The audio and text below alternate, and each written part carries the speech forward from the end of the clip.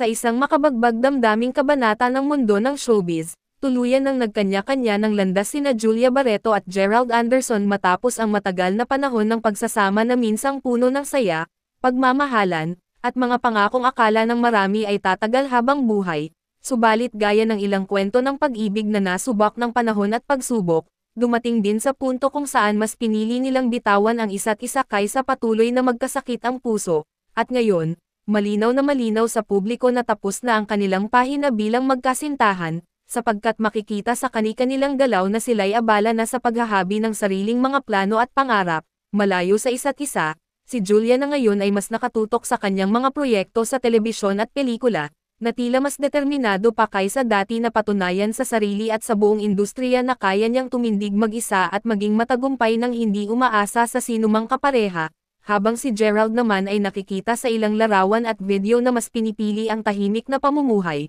madalas ay nasa probinsya o abala sa kanyang resort business, na para bang sinusubukang maghilom sa piling ng kalikasan at malayo sa magulo at maingay na mundo ng intriga. Ngunit kahit gaano pa nila ay pakitang maayos at masaya na silang pareho sa kani-kanilang bagong yugto ng buhay, hindi pa rin may kakaila na may bakas ng lungkot sa mga mata ng dalawa, na tila nagpapaalala sa bigat ng mga alaala at panahong kanilang pinagsamahan, at ayon sa ilang malalapit na kaibigan, naging mahirap para sa kanila ang desisyong ito ngunit pareho nilang alam na ito ang tamang hakbang upang muling mahanap ang sarili, kaya ngayon, habang patuloy silang naglalakad sa magkaibang direksyon, dala-dala nila hindi lang ang mga aral at sugat ng nakaraan kundi pati na rin ang pag-asang balang araw, sa tamang oras at tamang pagkakataon, matatagpuan nila ang kasiyahan na matagal na nilang hinahanap, kahit hindi na sa piling ng isa't isa, at sa mata ng publiko, nananatili ang kanilang kwento bilang paalala na kahit ang pinakamagagandang pag-ibig ay maaaring matapos,